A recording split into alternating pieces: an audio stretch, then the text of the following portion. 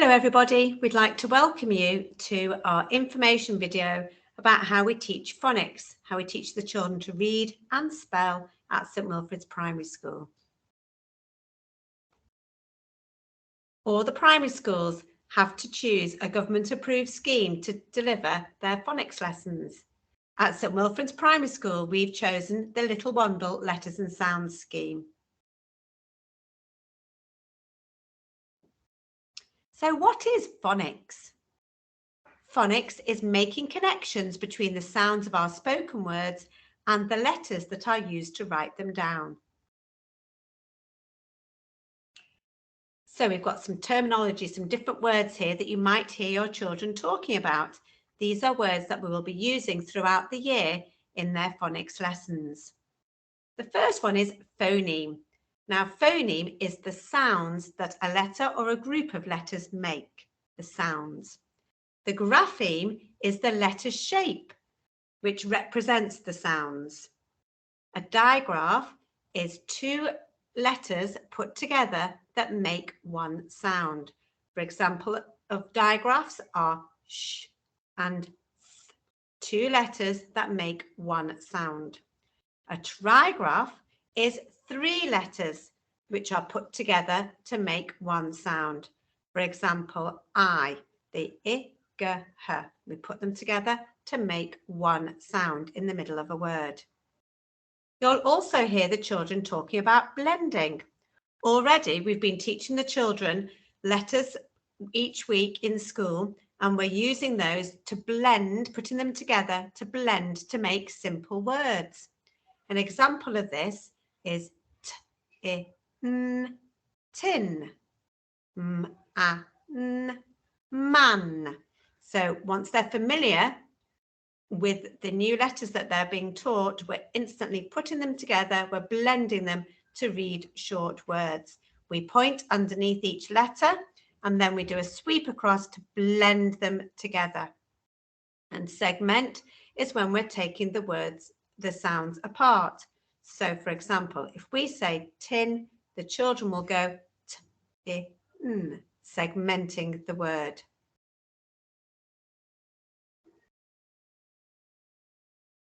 We follow the order that the scheme follows, in which we teach the children the letters that they are learning.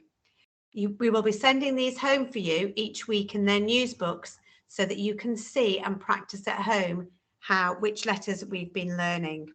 There's also a really useful little phrase which explains how with a little rhyme, which explains how we form the letters as well.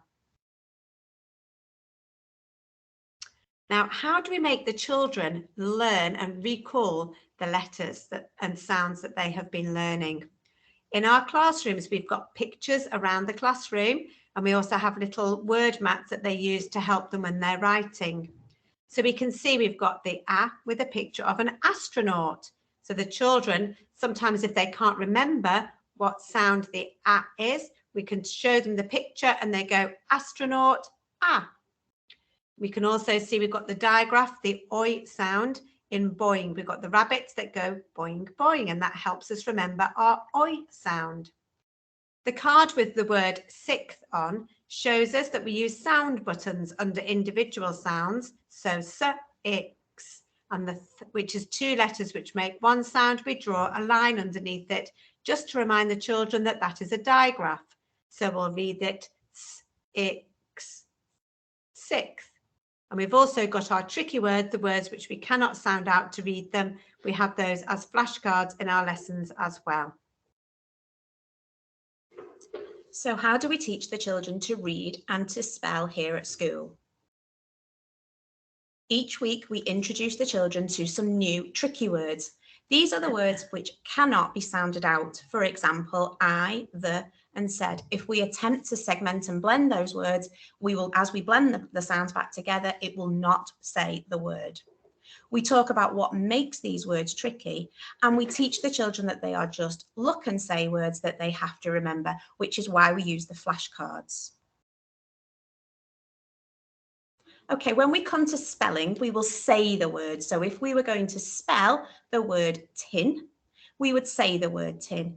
Then we would break that word down. We will segment the sounds in that word. So we need t, I, n, and we will count how many sounds we need. We need 3 sounds as we write this word down, and then we will write those words, those sounds down to write the word tin.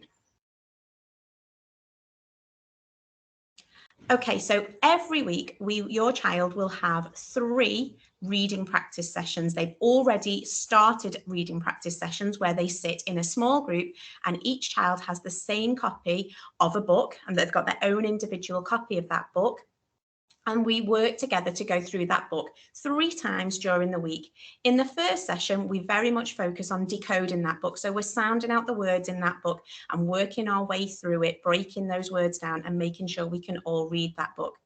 When we come to the book for the second time, our focus is now using our author voice. Come on, if we were going to read this and make it interesting, let's add expression. So it's a prosody session. And in the final session, we are understanding what we've read. We're using our comprehension skills to really understand what we've read in that final session.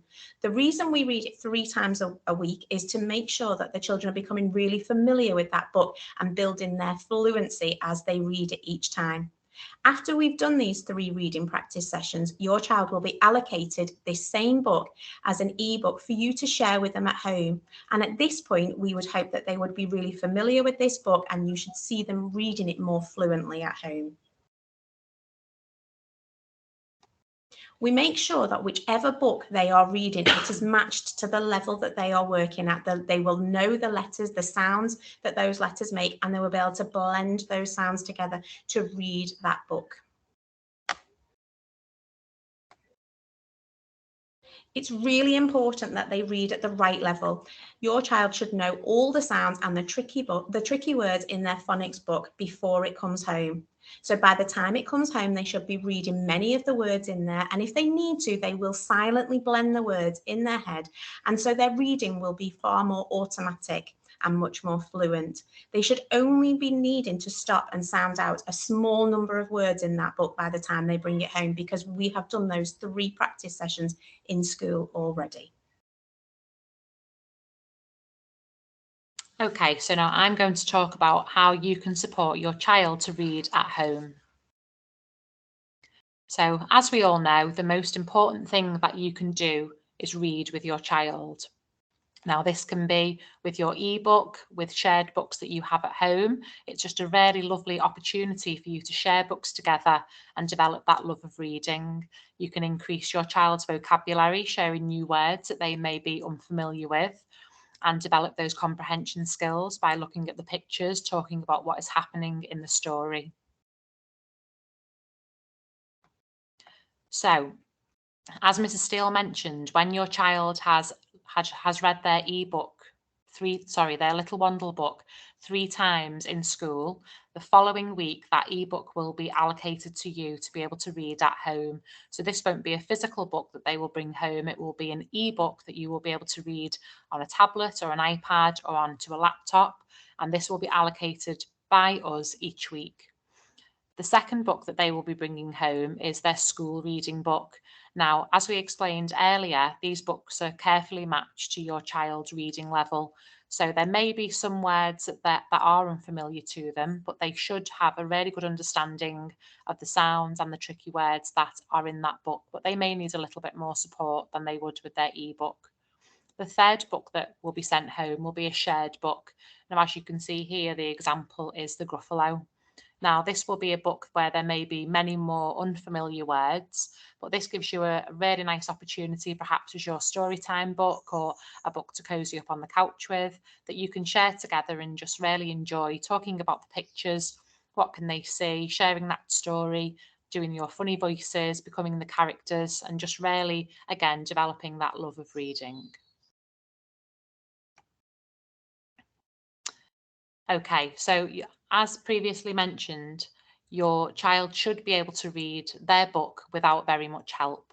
And if they can't read a word when they come to it and they're struggling with that, that's absolutely fine. Feel free to read that word to them and then maybe revisit it later on to go over it just to see if they can recall it then.